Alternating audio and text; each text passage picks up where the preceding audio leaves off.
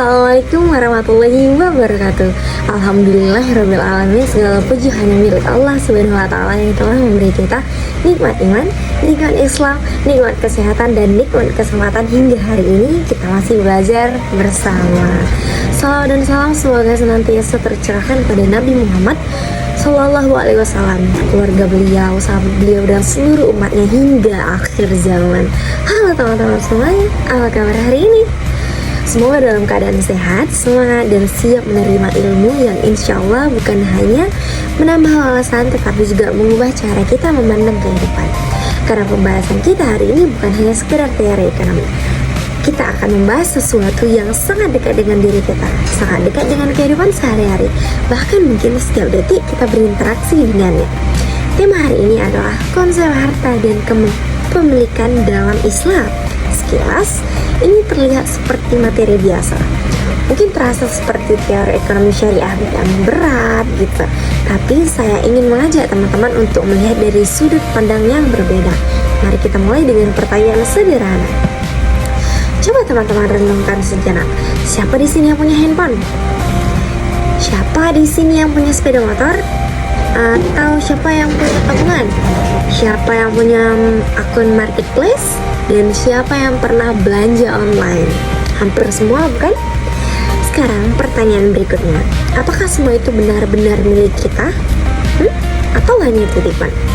Dan kalau itu milik kita, apakah kita bebas menggunakannya sesuka hati? Boleh tidak kita menggunakan uang kita untuk apa saja? Kalau saya punya uang hasil kerja sendiri, apakah saya bebas melakukan apapun dengan uang itu? Secara logika dunia modern jawabannya mungkin iya dong, itu kan uang saya gitu. Tapi dalam Islam jawabannya tidak sesederhana itu teman-teman. Dan di sini menariknya pembahasan kita hari ini. Teman-teman, hari ini kita hidup di zaman yang dimana ukuran kesuksesan sering diukur dari berapa banyak uang yang dimiliki, berapa besar rumahnya, mobilnya apa, liburannya kemana, pakaiannya merek apa. Media sosial memperkuat itu. Kita scroll Instagram, TikTok, YouTube yang ditampilkan seringkali gaya hidup mewah. Tanpa sadar, standar kebahagiaan kita mulai berubah. Kita mulai merasa, kalau belum punya ini, saya belum sukses. Kalau belum punya itu, saya belum berhasil. Padahal, Islam tidak menjadikan harta sebagai ukuran utama kemuliaan. Tapi Islam juga tidak melarang kita kaya. Nah, ini yang sering kita salah pahami. Ada yang berpikir kalau ingin taat harus miskin. Itu tidak benar, teman-teman. Ada juga yang berpikir yang penting kaya dulu, urusan agama itu belakangan gitu. Itu juga keliru. Islam juga punya konsep yang sangat seimbang tentang harta, dan itulah yang akan kita bongkar bersama hari ini. Karena hampir semua konflik di dunia berawal dari harta. Coba lihat, sengketa warisan, perebutan tanah, korupsi, penipuan investasi, perebutan kekuasaan, bahkan perang antar negara. Banyak sekali dipicu oleh personal kepemilikan dan penguasaan harta, bahkan dalam keluarga kecil pun. Berapa banyak saudara yang tidak lagi saling bicara karena warisan? Berapa banyak persahabatan yang rusak karena uang? Beberapa banyak bisnis bubar karena pembagian keuntungan yang tidak jelas. Semua kembali ke satu hal, konsep kepemilikan yang tidak dipahami dengan benar. Kalau konsepnya salah sejak awal, cara mempengaruhinya salah, cara menggunakannya salah, cara baginya salah. Karena itu kita perlu kembali ke konsep yang paling dasar. Islam bukan hanya mengatur sholat dan puasa. Islam mengatur ibadah, akhlak, muamalah, politik, sosial, termasuk ekonomi. Dalam Islam tidak ada pemisah antara agama dan urusan harta, karena harta itu bagian dari amanah, dan amanah akan dipertanggungjawabkan. Nanti di akhir kita tidak akan hanya ditanya sudah sholat atau belum, tapi juga ditanya dari mana hartamu diperoleh, untuk apa hartamu digunakan. Itu pertanyaan yang berat loh. Oke, yang kita pelajari hari ini adalah selama kurang dari 3 jam ke depan kita akan membahas secara mendalam. Pertama, apa pengertian harta dan kepemilikan dalam Islam. Kita akan kupas apa itu harta menurut syariat, apakah semua yang bernilai termasuk harta, apakah harta itu benar-benar milik manusia. Lalu yang kedua ada unsur harta milik dalam ekonomi syariah. Kita akan bahas apa aja. Nah, kita akan membahas kepemilikan itu sah atau tidak, kenapa cara mendapatkan harta itu sangat penting, apakah Islam melarang riba, korupsi, dan gorab. Yang ketiga adalah sebab-sebab kepemilikan dalam ekonomi syariah. Kita akan mempelajari bagaimana cara memiliki harta yang sah, mengapa bekerja sangat dihargai dalam Islam, bagaimana hukum waris, hibah, dan jual beli. Supaya tidak terasa seperti kuliah yang sedikit membosankan, kita akan belajar dengan santai, banyak contoh di kehidupan sehari-hari. Lalu saya ingin mengajak teman-teman bukan hanya paham secara teori, tapi juga merasa tersentuh secara pribadi. Karena tujuan ilmu bukan hanya untuk tahu, tapi untuk berubah. Bayangkan, jika seluruh masyarakat memahami konsep harta dalam Islam, tidak ada korupsi, tidak ada penimbunan bank, tidak ada eksploitasi berlebihan, tidak ada monopoli zalim, tidak ada manipulasi harga. Karena semua sadar harta ini bukan milik saya sebenarnya, ini adalah amanah. Kalau konsep ini hidup dalam diri di setiap individu, maka sistem ekonomi akan jauh lebih ideal. Sebelum kita masuk ke pembahasan inti, mari kita luruskannya. Belajar hari ini bukan sekadar tugas, ujian, atau nilai dan sertifikat, tapi untuk memperbaiki cara kita mencari dan menggunakan rezeki. Karena bisa jadi satu pemahaman hari ini akan menyelamatkan kita dari harta yang tidak berkah, dan harta yang tidak berkah walaupun banyak tidak akan membawa ketenangan. Sebaliknya, harta yang halal dan berkah walaupun sedikit akan terasa cukup. Baik teman-teman, tarik nafas dalam-dalam, kosongkan pikiran dari distraksi, siapkan hati dan pikiran untuk menerima ilmu, karena sekarang kita akan masuk ke pembahasan pertama, pengertian harta dan kepemilikan dalam Islam. Bismillah, mari kita mulai perjalanan intelektual kita hari ini. Break ada pembagian satu yang jauh lebih mendalam, sistematis dan analisis. Teman-teman, sekarang kita masuk secara serius di konsep pertama, apa itu harta dalam Islam. Jadi secara bahasa, kata al-mal berarti sesuatu yang condong diinginkan oleh manusia dan dapat disimpan. Tetapi dalam fikih muamalah, para ulama mendefinisikan harta sebagai sesuatu yang bernilai dan dapat dimanfaatkan secara syar'i sesuai syariat. Perhatikan baik-baik. Dapat dimanfaatkan secara syar'i artinya standar nilai dalam Islam bukan hanya nilai pasar, tapi nilai menurut hukum Allah. Kalau kita sederhanakan, dalam Islam sesuatu disebut harta bukan hanya karena mahal atau bisa dijual, tapi bisa memberi manfaat yang halal, tidak merusak, tidak bertentangan dengan aturan Allah. Jadi misalnya sesuatu bisa bernilai tinggi di dunia, tapi kalau dilarang, maka statusnya dalam Islam berbeda. Contohnya gini, misalnya narkoba di pasar gelap itu mahal, tapi haram, itu bukan harta yang sah. Minuman keras punya nilai ekonomi, tapi tidak diakui dalam Islam. Produk hasil penipuan menghasilkan uang, tapi tidak berkah. Sebaliknya, sebuah botol air mineral sederhana, tapi halal dan bermanfaat. Hasil pertanian mungkin murah, tapi sepenuhnya berkah. Lalu jasa mengajar tidak terlihat fisik, tapi bernilai besar, teman-teman. Ayo kita ilustrasikan sederhana. Bayangkan ada dua barang, satu mahal tapi membuat orang rusak, satu sederhana tapi buat orang hidup lebih baik. Dalam Islam yang dinilai bukan kemewahannya, tapi manfaat yang benar. Mari kita bandingkan secara sederhana. Dalam sistem kapitalisme, semua yang memiliki nilai jual dianggap aset. Bahkan suatu yang merusak moral tetap dianggap komoditas. Ukuran utama adalah profit. Dalam Islam, tidak semua yang menghasilkan uang dianggap harta yang sah. Tidak semua komoditas boleh diperdagangkan. Ada batas halal dan haram. Contohnya gini, minuman keras. secara ekonomi bernilai tinggi, industri besar. Secara Islam tidak dianggap harta yang sah bagi muslim. Jika dalam Islam, nilai harta itu bersifat moral dan spiritual, bukan sekedar ekonomis. Kapitalisme melihat apakah ini menghasilkan uang, tapi Islam melihat apakah ini halal dan bermanfaat. Oke, contohnya gini, industri hiburan tertentu yang merusak moral, besar secara ekonomi tapi bermasalah dalam syariah. Judi online menghasilkan miliaran tapi haram. Bisnis scam, cepat kaya tapi tidak sah, teman-teman. Sebaliknya, usaha kecil jujur mungkin kecil tapi berkah. Petani sederhana tapi halal. Pedagang jujur tidak kaya mendadak tapi stabil. Baru karakteristik harta dalam Islam. Agar sesuatu disebut harta dalam Islam minimal memiliki beberapa karakter. Pertama, memiliki nilai atau qimah. Artinya, masyarakat mengakui keberadaannya dan manfaatnya. Contohnya kayak uang, tanah, rumah, emas, atau hasil pertanian dan lain hal.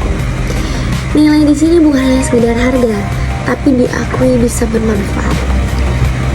Lalu contohnya gini, air bersih di kota sangat bernilai. Tanah di lokasi strategis tinggi nilai.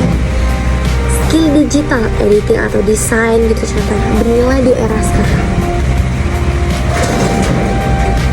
Lalu dapat disimpan atau dikuasai. Harta bisa berada dalam penguasaan seseorang.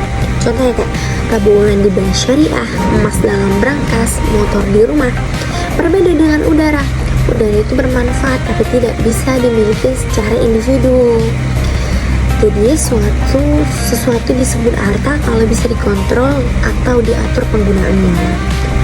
Lalu contoh yang modern sekarang kayak akun digital, kayak email, marketplace, game account, itu dia bisa dianggap harta karena bisa dikuasain.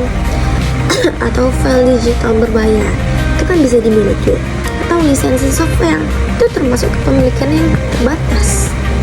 Lalu ketiga, dapat dimanfaatkan secara halal. Ini syarat utama, contohnya kayak pisau, halal digunakan untuk memasak, tapi jika digunakan untuk kejahatan, haram penggunaannya teman-teman. Dalam Islam, benda yang sama halal jika digunakan benar, haram jika digunakan salah, seperti kayak pisau tadi. Contoh, uang halal untuk bisnis, haram untuk judi. Kendaraan halal untuk transportasi, kendaraan halal untuk transportasi, haram untuk kriminal. Dan begitu juga teknologi, halal untuk edukasi, haram untuk penipuan. Jadi harta sebagai amanah, bukan kepemilikan absolut. Dalam Islam, kepemilikan manusia itu bersifat relatif. Kenapa?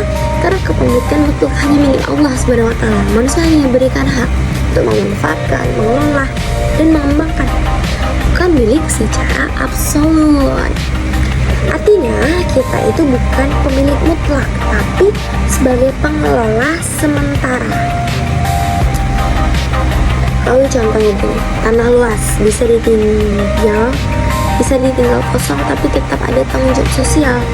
Rumah kosong jika tidak dimanfaatkan bisa menjadi tidak produktif. Uang yang besar harus dialirkan ke hal yang bermanfaat. Ilustrasinya seperti ini. Orang yang diberi amanah menjaga sebuah toko kan bukan miliknya penuh, tapi dia bertanggung jawab mengelolanya gitu. Lalu tujuan kepemilikan dalam Islam. Kenapa Islam mengakui kepemilikan pribadi? Karena Islam realistis terhadap fitrah manusia. Manusia secara alami ingin punya sesuatu, ingin aman secara ekonomi, ingin hidup stabil.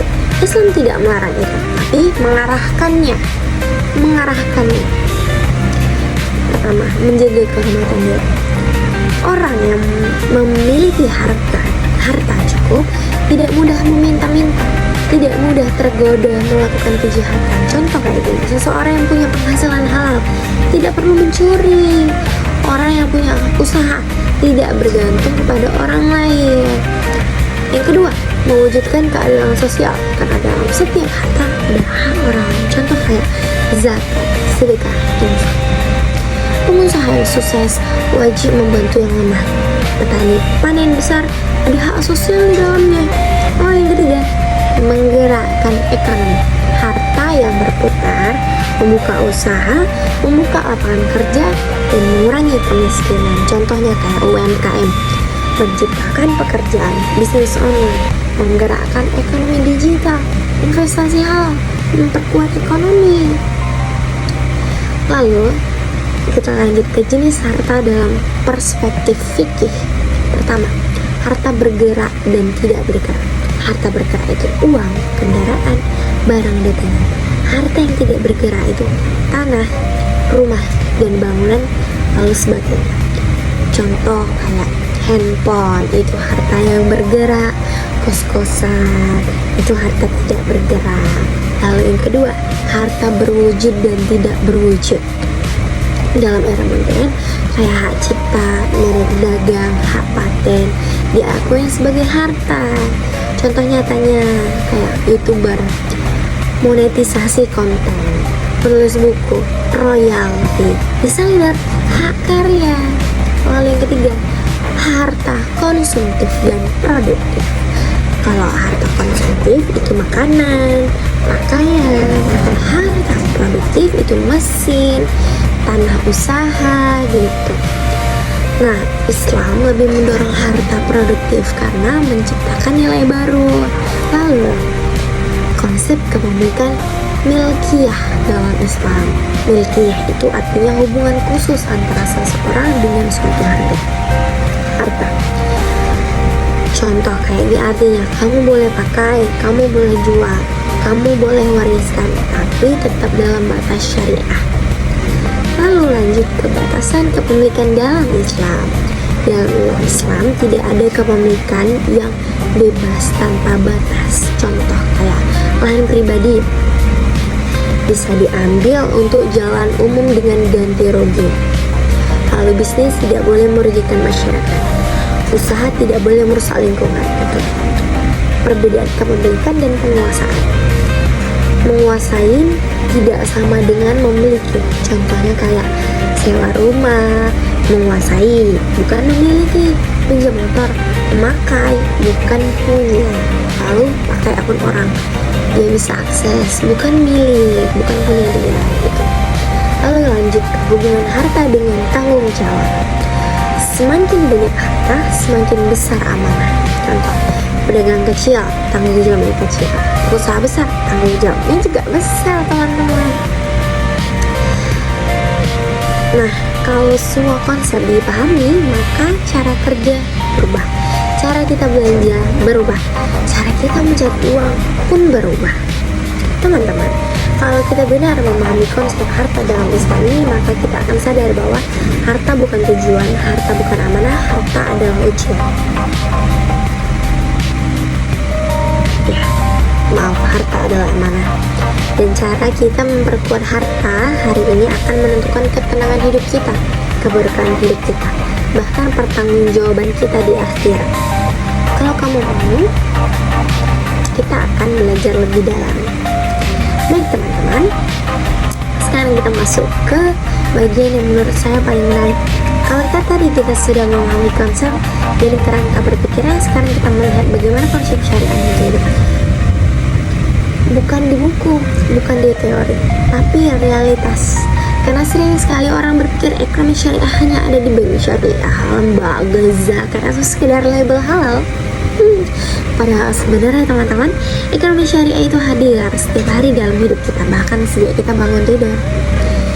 Dan kalau kita mau lebih jujur lagi, bukan hanya hadir, tapi sebenarnya menentukan kualitas hidup kita, menentukan apakah kita hidup tenang atau penuh tekanan, menentukan apakah kita rezeki hari ini terasa cukup atau kurang. Coba bayangkan, saat kita bangun pagi, lalu membeli sarapan, mengisi bensin, membayar listrik, dan sebagainya, semua itu adalah aktivitas ekonomi. Dan semua itu bisa dilakukan dengan cara syariah atau tidak syariah, teman-teman.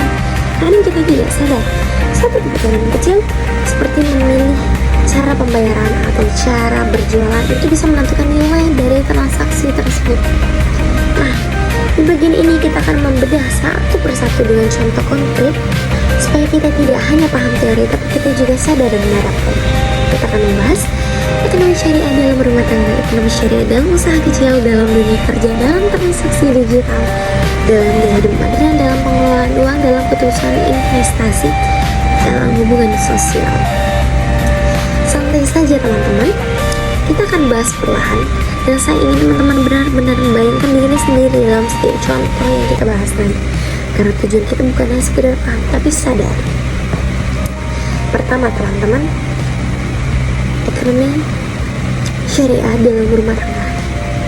Sekarang kita mulai dari lingkup paling kecil, rumah. Rumah tangga sebenarnya unit ekonomi pertama. Dalam rumah tangga ada perencanaan keuangan, distribusi pengeluaran, konsumsi, tabungan, bahkan investasi. Dan seringkali justru disinilah masalah ekonomi dimulai, bukan karena kurang penghasilan, tapi karena kurang pengelolaan. Lalu, cara mengatur uang dengan perspektif syariah. Misalnya, seorang suami menerima gaji 5 juta rupiah per bulan. Secara umum, orang akan membagi 2 juta untuk kebutuhan dapur, 1 juta untuk cicilan, 500 ribu untuk listrik dan air, 1 juta untuk tabungan, sisanya untuk kebutuhan lain. Teman-teman, tapi dalam ekonomi ada tambahan, tapi dalam ekonomi syariah ada tambahan dimensi lain yang tidak terlihat dalam angka. Pertanyaannya muncul bukan hanya cukup atau tidak, tapi apakah ada hak orang lain di dalamnya? Apakah ada unsur pemborosan? Apakah pengeluaran sesuai prioritas? Apakah ada unsur yang dilarang? Ekonomi syariah itu membuat kita berpikir bukan hanya soal nominal, tapi soal nilai. Sekarang kita tambah contohnya. Misal 5 juta itu ternyata ada orang tua yang perlu dibantu, ada saudara yang sedang kesulitan, ada tetangga yang sedang sakit. Apakah kita menyisihkan sebagiannya untuk itu? Dalam ekonomi Islam, uang bukan hanya alat untuk memenuhi kebutuhan diri sendiri, tapi juga alat membangun kepedulian sosial. Contoh lainnya, gaji 5 juta tapi hidup gaya seperti 10 juta. Makan harus di luar setiap akhir pekan, kopi harus brand tertentu, liburan harus setiap 3 bulan. Lalu ketika ada kebutuhan mendesak, panik. Di sini kita belajar bahwa keberkahan bukan pada jumlah, tapi pada cara mengolah. Lalu skala prioritas dalam kehidupan nyata. Sekarang kita masuk ke contoh konkret. Misalnya gaji 3 juta. Di saat yang sama anak butuh uang sekolah, istri ingin ganti HP baru, rumah bocor, ada diskon besar di mall. Lalu tanpa prinsip kita masih tergoda membeli yang tidak prioritas. Ekonomi syariah mengajarkan skala kebutuhan primer, makanan, kesehatan, tempat tinggal. Kedua, sekunder, kenyamanan. Ketiga, tersier, kemewahan. Kita sering sekali lalai akan yang ketiga. Contoh sehari-hari, rumah bocor itu primer, HP baru itu sekunder, sepatu branded, ketiga itu tersier. Kalau primer belum aman, jangan naik ke tersier. Sekarang kita perdalam lagi. Bayangkan rumah bocor, dibiarkan karena uangnya dipakai untuk beli HP baru. Beberapa bulan kemudian, plafon rusak lebih parah. Biaya perbaikan jadi dua kali lipat. Artinya, keputusan emosional hari ini bisa jadi beban finansial besok. Contoh lain, anak butuh uang sekolah 800 ribu, tapi orang tua lebih memilih membeli motor modifikasi 1,5. Secara ekonomi mungkin bisa, tapi secara nilai itu terbalik prioritasnya. Ekonomi syariah melatih kita untuk tidak terkuasai keinginan. Baru budaya konsumtif modern. Sekarang jujur saja, kita hidup di zaman flash sale, diskon 11/11, promo cashback, limited edition. Tanpa sadar kita membeli bukan hanya butuh, tapi karena tergoda. Ekonomi syariah melatih kontrol diri, bukan melarang nikmat hidup, tapi mengajarkan keseimbangan. Contohnya gitu, ada ibu-ibu belanja karena diskon sayang dilewatin, padahal barangnya tidak dibutuhkan. Akhirnya uang habis bukan karena miskin, tapi karena tidak terkontrol. Baru ada lagi nih, seorang mahasiswa membeli sepatu karena modelnya beda. padahal sepatu lama masih bagus. Uang kiriman habis sebelum akhir bulan, akhirnya pinjam teman. Masalahnya bukan di sepatu, masalahnya itu di keputusan. Ekonomi syariah mengajarkan satu pertanyaan sederhana sebelum membeli. Kalau saya tidak beli, apakah hidup saya terganggu? Kalau jawabannya tidak, mungkin itu bukan kebutuhan. Lalu yang kedua, ekonomi syariah dalam bisnis kecil. Sekarang kita masuk ke dunia usaha kecil. Karena banyak orang mengira ekonomi syariah hanya untuk bank besar. Padahal warung gorengan pun bisa menerapkannya. Dan justru di usaha kecil inilah nilai itu diuji setiap hari. Contohnya begini, pedagang beras mengurangi timbangan 100 gram. Dia berpikir cuma sedikit. Tapi bayangkan kalau 100 membeli berarti 10 kilo keuntungan tidak sah. Ekonomi syariah sangat keras dalam hal ini karena kezaliman kecil yang terus menerus menjadi besar. Sekarang kita tambah ilustrasi. Kalau 1 kilogram dikurang 100 gram itu 10%. Kalau harga 12.000 per kilo, berarti ada 1.200 rupiah yang tidak sah. Kalau 200 pembeli, 240.000 rupiah. Dalam satu bulan bisa jutaan. Dan itu semua berasal dari cuma sedikit kok. Nauzubillah min zalik. Misalnya, contoh lagi. Misalnya pedagang online, ia menaikkan harga sebelum diskon agar terlihat murah. Cara marketing mungkin biasa, tapi secara syariah itu manipulatif. Ekonomi syariah mengajarkan transparansi sebagai pengelola sementara. Lalu contohnya gini, tanah luas bisa ditinggal kosong tapi tetap ada tanggung jawab sosial. Rumah kosong jika tidak dimanfaatkan bisa menjadi tidak produktif. Uang yang besar harus dialirkan ke hal yang bermanfaat. Ilustrasinya seperti ini. Orang yang diberi amanah menjaga sebuah toko kan bukan miliknya penuh, tapi dia bertanggung jawab mengolahnya gitu. Lalu tujuan kepemilikan dalam Islam. Kenapa Islam mengakui kepemilikan pribadi? Karena Islam realistis terhadap fitrah manusia. Manusia secara alami ingin punya sesuatu, ingin aman secara ekonomi, ingin hidup stabil. Islam tidak melarang itu, tapi mengarahkannya. Pertama, menjaga kehormatan diri. Orang yang memiliki harta cukup tidak mudah meminta-minta, tidak mudah tergoda melakukan kejahatan. Contoh kayak gini, seseorang yang punya penghasilan halal tidak perlu mencuri. Orang yang punya usaha tidak bergantung kepada orang lain. Yang kedua, mewujudkan keadilan sosial, karena dalam setiap harta ada hak orang lain. Contoh kayak zakat, sedekah, infak. Pengusaha yang sukses wajib membantu yang lemah. Petani panen besar ada hak sosial di dalamnya. Yang ketiga, menggerakkan ekonomi. Harta yang berputar, membuka usaha, membuka lapangan kerja, dan mengurangi kemiskinan. Contohnya kayak UMKM, menciptakan pekerjaan, bisnis online, menggerakkan ekonomi digital, investasi halal, memperkuat ekonomi. Lalu kita lanjut ke jenis harta dalam perspektif fikih. Pertama, harta bergerak dan tidak bergerak. Harta bergerak itu uang, kendaraan, barang dagangan. Harta yang tidak bergerak itu tanah, rumah, dan bangunan, lalu sebagainya.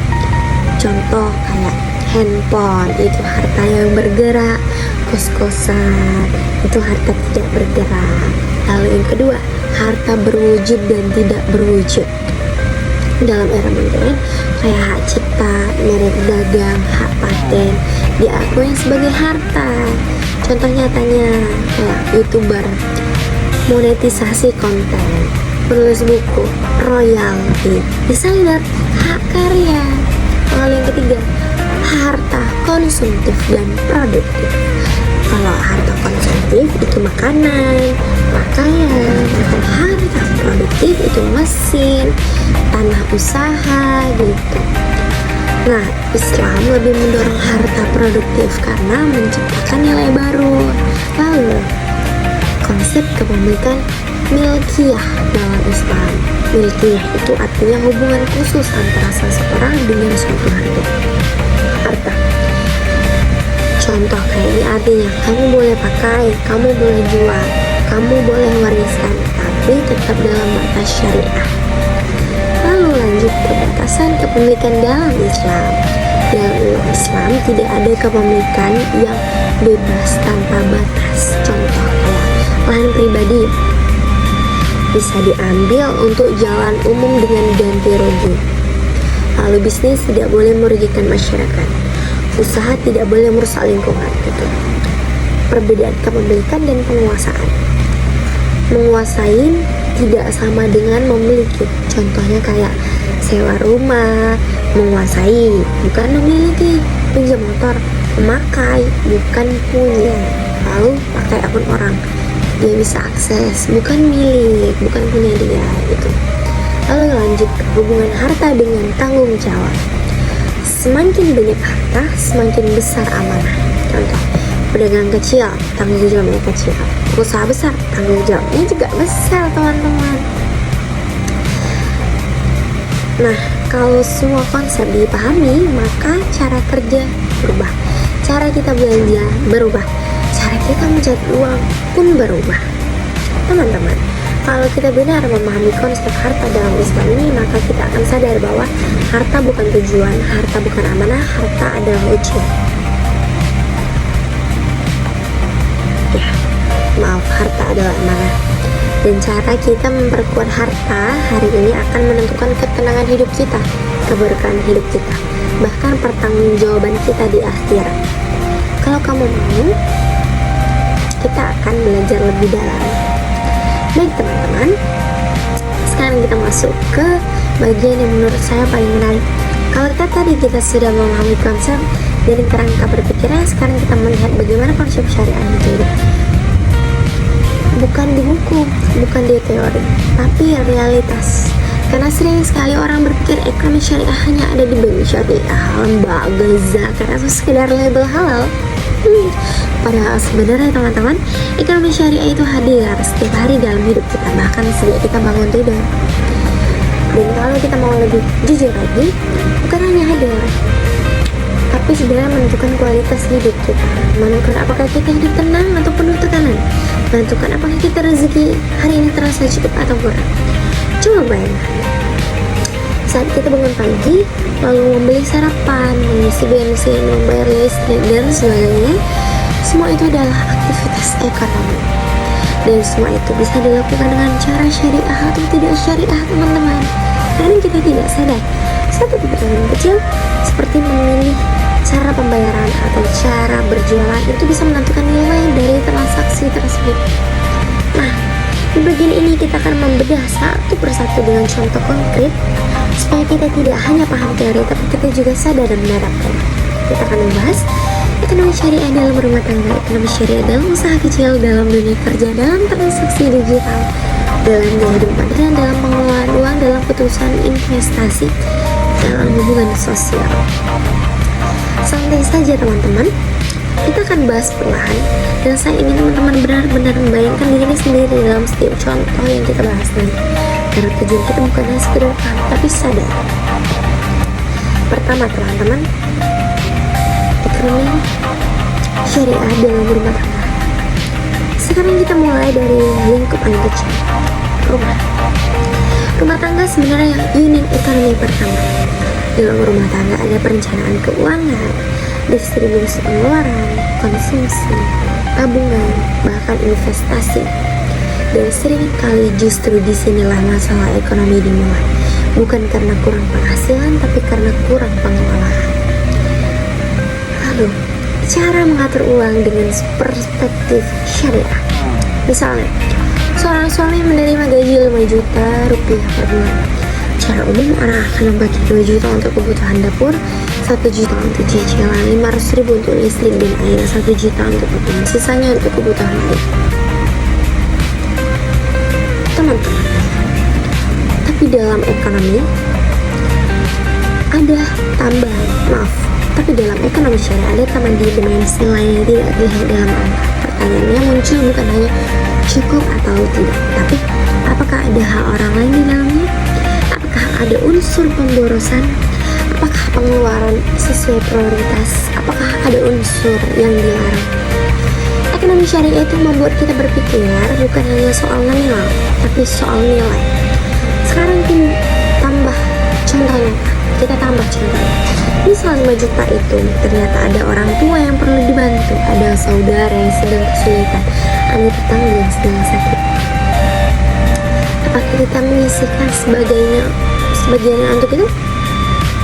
Dalam ekonomi Islam, uang bukan hanya alat untuk memenuhi kebutuhan diri sendiri, tapi juga alat membangun kepedulian sosial. Contoh lainnya, gaji 5 juta tapi hidup gaya seperti 10 juta.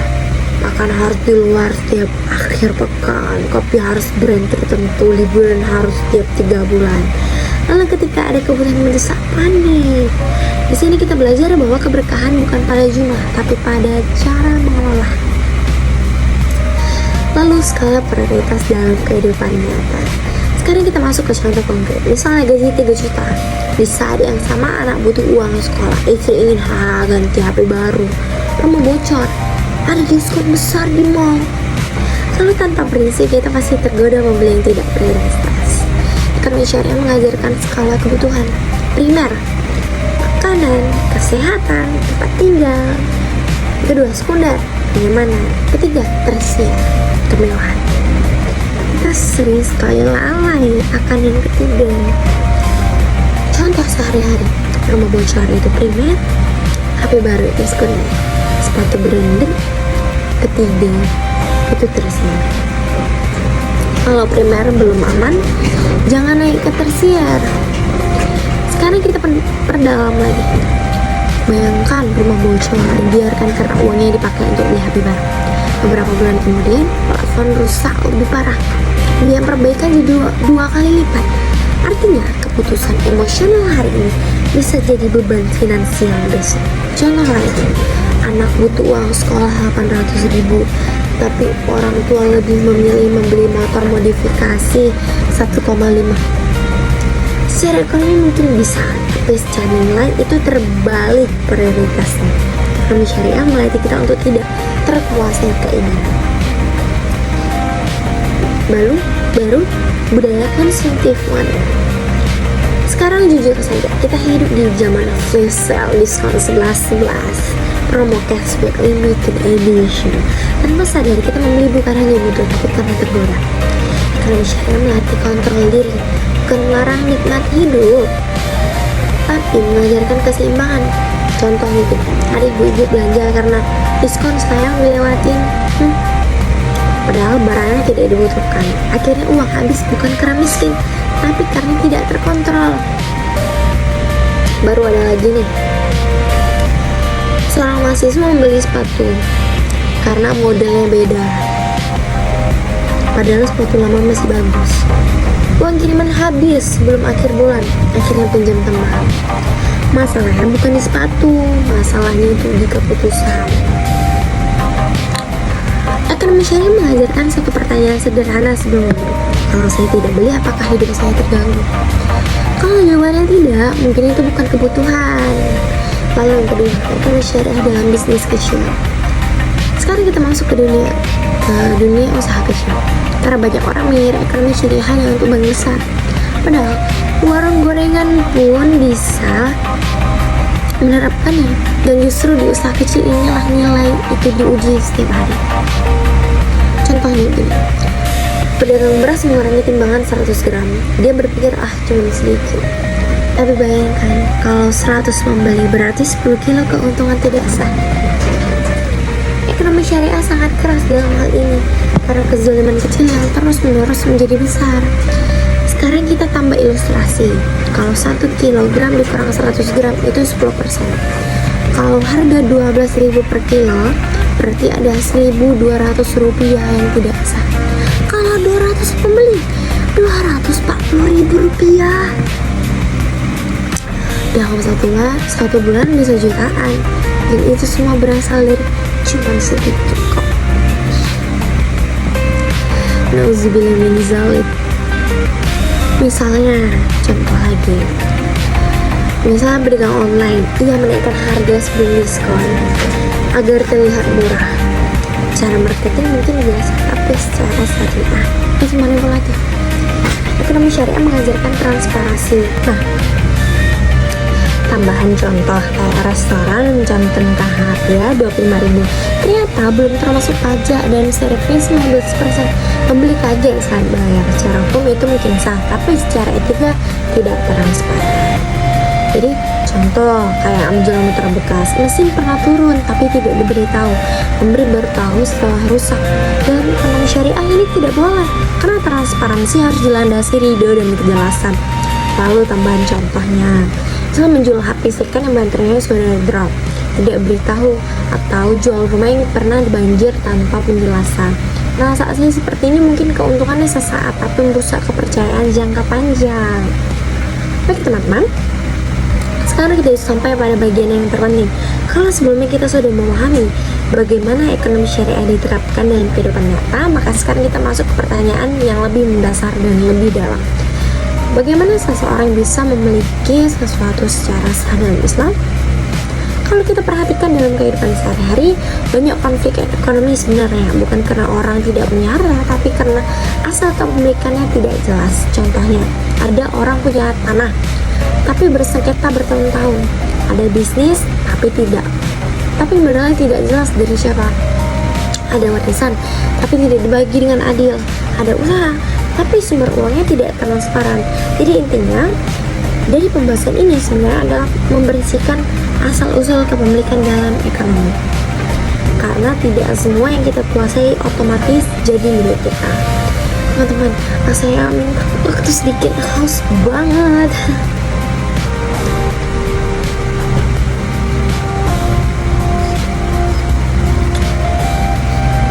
Oke,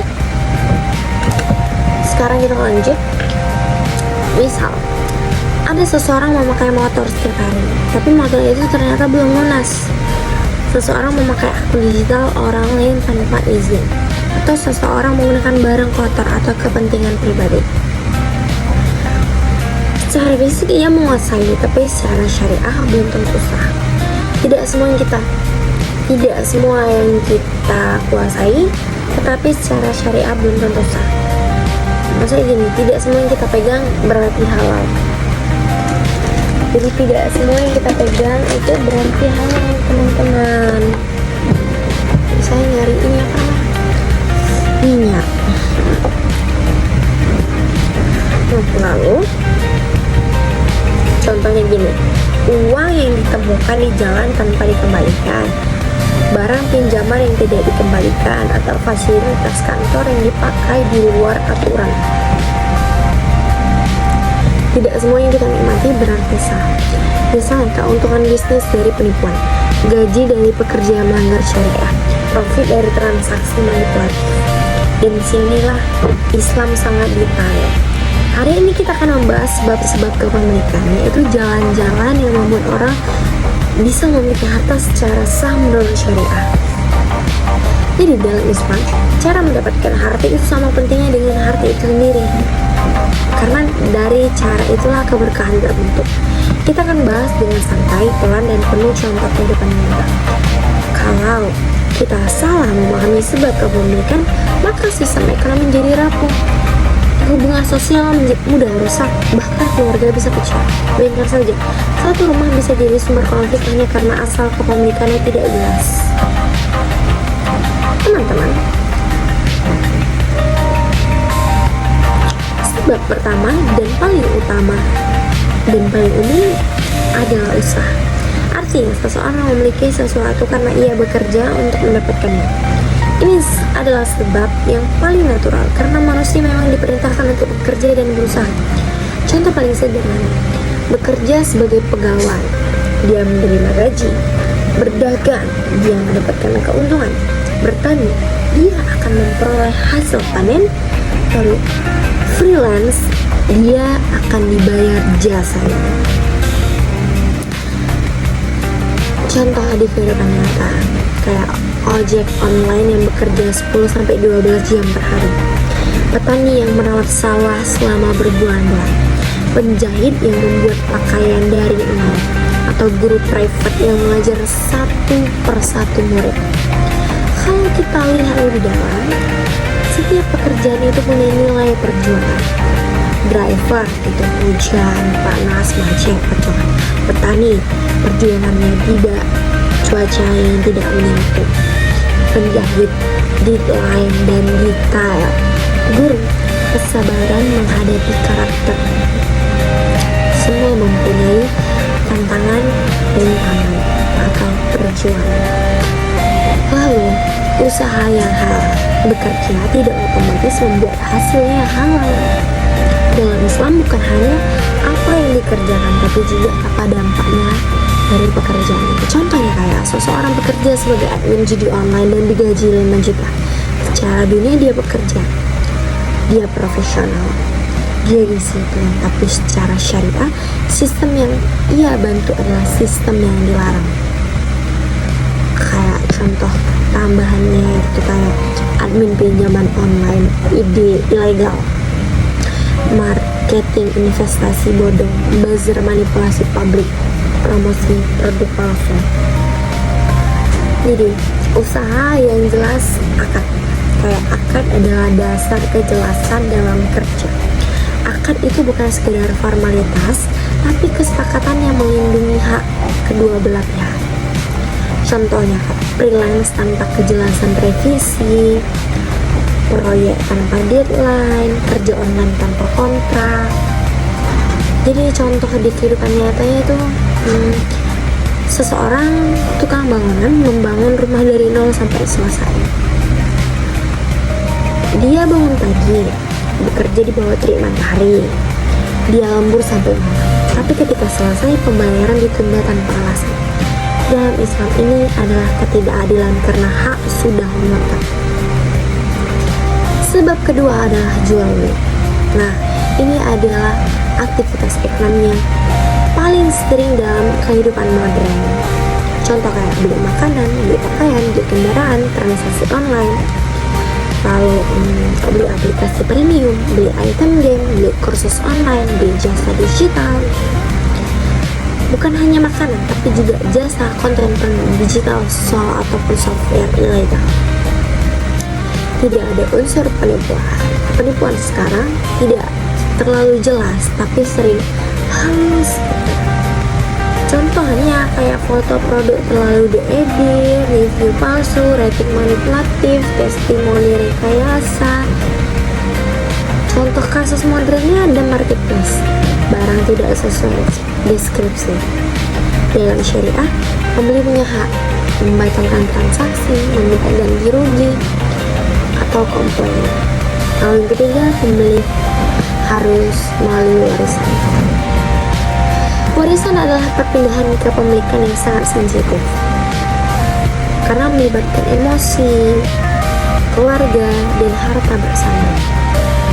Kayak rumah keluarga, sawah, tabungan, kendaraan.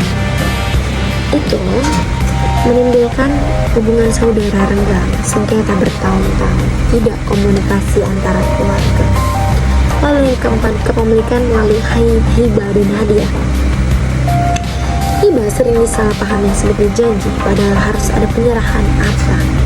Contohnya kayak motor dijanjikan tapi belum diserahkan, tanah belum balik nama, atau uang masih diatur pembeli. Yang kelima, ihya al-mawat. Islam mendorong produktivitas dari sesuatu yang tidak produktif. Kayak lahan kosong jadi usaha kos-kosan, lahan tidur jadi kebun, lahan terbengkalai jadi kolam ikan. 6. Wasiat. Wasiat adalah bentuk tanggung jawab ekonomi terakhir seseorang. Kayak untuk pendidikan anak yatim, untuk masjid, untuk sosial. Yang ketujuh, kepemilikan negara. Negara bertugas menjaga keseimbangan distribusi kepemilikan. Contohnya kayak subsidi pendidikan yang diberikan, kayak contohnya ada KIP kuliah yang untuk membantu studi S1, atau untuk studi S2 itu ada LPDP atau beasiswa lain. Lalu bantuan UMKM kayak pemerintah memberikan modal usaha atau pemerintah menyediakan kayak contoh kalau di pinggir-pinggir jalan itu kayak styling, gerobak yang disediakan pemerintah untuk mereka berjualan, untuk mereka berdagang, atau redistribusi lahan gitu. Jadi ada contoh besar, ada contoh kasus ini. Ahmad itu memiliki gaji yang halal, bisnis kecil, warisan, dan hibah. Jadi semua harta Ahmad itu bisa ditelusuri asalnya, jelas akarnya, dan tidak ada sumber yang meragukan gitu. Jadi kesimpulannya, Islam tidak melihat apa yang kita miliki itu, tapi bagaimana kita mendapatkannya. Jadi jika masyarakat jujur dalam usaha, adil dalam jual beli, tertib dalam jual beli, tertib dalam warisan, jelas dalam hibah, maka ekonomi menjadi stabil, masyarakat lebih tenang, dan konflik berkurang. Seperti itu.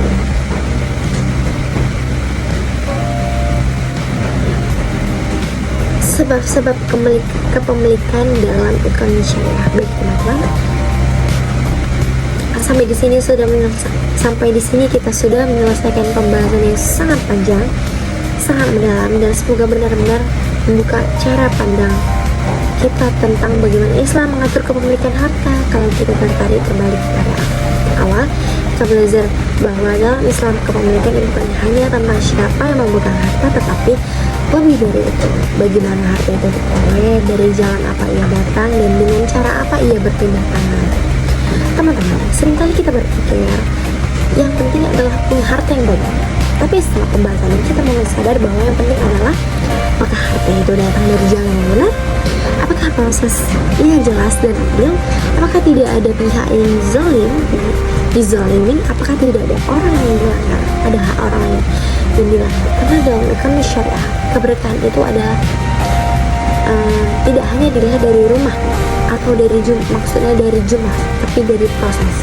Kalau kita dengarkan, bisa saja dua orang yang sama-sama memiliki rumah, sama-sama punya kendaraan, sama-sama punya usaha, tapi satu hidup yang tenang, damai, dan keluarganya rukun, sedangkan yang satu lagi sering gelisah, sering konflik, sering tidak merasa cukup, bahkan hubungan sosial yang bermasalah. Dan salah satu pembeda terbesar di antara keduanya adalah asal usul dan cara kepemilikan harta tersebut. Teman-teman, Islam tidak pernah melarang kita untuk kaya. Saya ingatkan kembali, Islam tidak pernah melarang kita untuk kaya. Islam tidak pernah melarang kita untuk memiliki harta. Bahkan Islam mendorong kita untuk bekerja, berusaha, dan mandiri secara ekonomi. Tapi Islam memberikan satu garis penting yang tidak boleh dilanggar. Harta harus datang dari jalan yang jelas, halal, dan tidak merugikan orang. Dan kalau kita lihat lebih dalam lagi, semua sebab kepemilikan kita yang pelajari hari ini, usaha atau ikhtiar, jual beli, warisan, hibah, pengelolaan harta, wasiat, dan peran negara, semua sebenarnya mengajarkan satu hal besar, bahwa Islam membangun sistem ekonomi yang rapi, adil, dan transparan. Teman-teman, kalau kita bisa membawa pemahaman ini ke kehidupan sehari-hari, maka banyak hal akan berubah. Seperti cara kita bekerja akan lebih jujur, cara kita berbisnis akan lebih aman, cara kita bertransaksi akan berhati-hati, cara kita melihat harta akan lebih bijak, dan yang paling penting, kita akan lebih tenang dalam menjalankan hidup. Kenapa pada akhirnya harta itu bukan hanya soal seberapa banyak yang kita punya, tapi juga apakah harta itu membuat kita semakin dekat kepada ketenangan atau justru menjauhkan kita dari ketenangan. Teman-teman, semoga apa yang kita pelajari hari ini bukan hanya tentang ilmu di kepala, tapi juga menjadi kesadaran dalam kehidupan kita sehari-hari. Karena ilmu ekonomi syariah itu bukan hanya untuk dipahami, tapi untuk dijalankan. Dan sebelum kita semua mengakhiri video ini, saya ingin mengajak semua untuk merenungkan sebentar, kalau kita punya harta, dari mana asalnya? Apakah sudah jelas jalannya? Apakah ada yang perlu diperbaiki? Apakah ada yang perlu dibersihkan? Karena bisa jadi perubahan besar dalam hidup seseorang bukan dimulai dari menambah harta, tapi mulai dari memperbaiki cara mendapatkan harta tersebut. Teman-teman, Terima kasih sudah mengikuti pembelajaran kita hari ini dari awal sampai akhir. Semoga Allah memberikan kita semua rezeki yang halal, berkah, dan menyenangkan. Semoga ilmu bermanfaat bukan hanya untuk hari ini, tapi juga untuk kehidupan kita ke depan. Sampai jumpa di pembelajaran berikutnya. Wabillahi taufiq wal hidayah. Wassalamualaikum warahmatullahi wabarakatuh. Contohnya kayak motor dijanjikan tapi belum diserahkan, tanah belum balik nama, atau uang masih diatur pembeli. Yang kelima, ihya al-mawat. Islam mendorong produktivitas dari sesuatu yang tidak produktif. Lahan kosong jadi usaha kos-kosan, lahan tidur jadi kebun, lahan terbengkalai jadi kolam ikan. 6. Wasiat. Wasiat adalah bentuk tanggung jawab ekonomi terakhir seseorang, kayak untuk pendidikan anak yatim, untuk masjid, untuk sosial. Yang ketujuh, kepemilikan negara. Negara bertugas menjaga keseimbangan distribusi kepemilikan. Contohnya kayak subsidi pendidikan yang diberikan, kayak contohnya ada KIP kuliah yang untuk membantu studi S1, atau untuk studi S2 itu ada LPDP atau beasiswa lain. Lalu bantuan UMKM kayak pemerintah memberikan modal usaha, atau pemerintah menyediakan kayak contoh kalau di pinggir-pinggir jalan itu kayak styling, gerobak yang disediakan pemerintah untuk mereka berjualan, untuk mereka berdagang, atau redistribusi lahan gitu. Jadi ada contoh besar, ada contoh kasus nih. Ahmad itu memiliki gaji yang halal, bisnis kecil, warisan, dan hibah.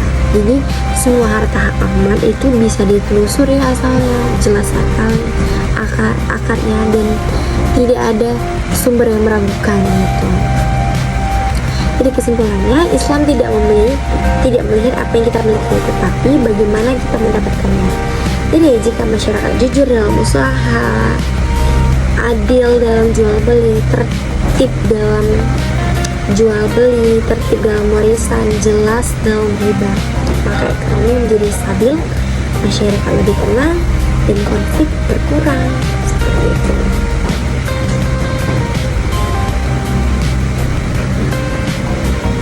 Sebab-sebab kepemilikan dalam ekonomi syariah. Baik teman-teman,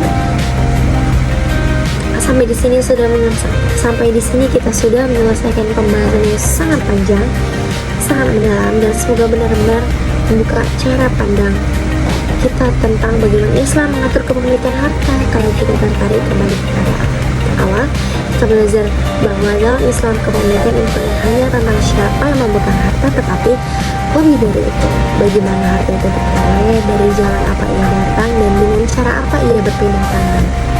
Teman-teman, seringkali kita berpikir yang penting adalah punya harta yang banyak, tapi setelah pembahasan kita mulai sadar bahwa yang penting adalah apakah harta itu datang dari jalan yang benar, apakah prosesnya jelas dan adil, apakah tidak ada pihak yang dizalimin, apakah tidak ada orang yang dilanggar, ada hak orang yang dilanggar. Karena dalam ekonomi syariah, keberkahan itu adalah tidak hanya dilihat dari rumah atau dari maksudnya dari jumlah, tapi dari proses.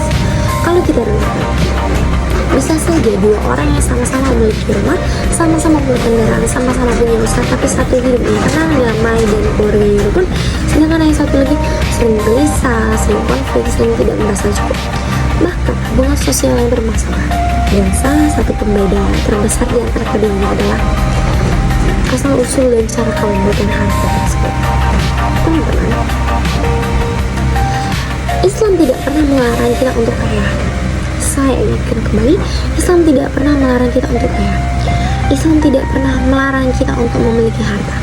Bahkan Islam mendorong kita untuk bekerja, berusaha, dan mandiri secara ekonomi. Tapi Islam memberikan satu garis penting yang tidak boleh dilanggar.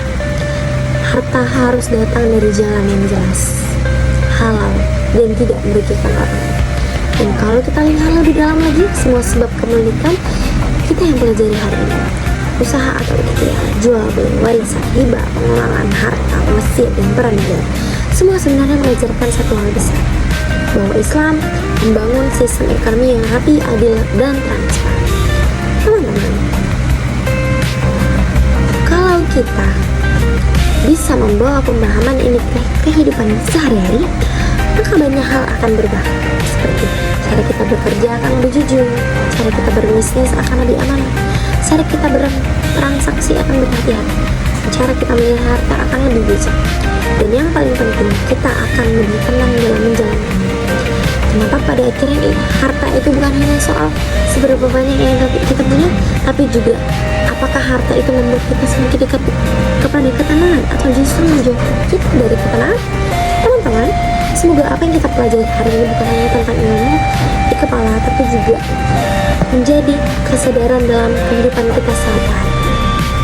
Karena ilmu ekonomi syariah itu bukan hanya untuk dipahami, tapi untuk dijalankan. Dan sebelum kita semua mengakhiri video ini, saya ingin mengajak semua untuk merenungkan sebentar, kalau kita punya harta, dari mana asalnya?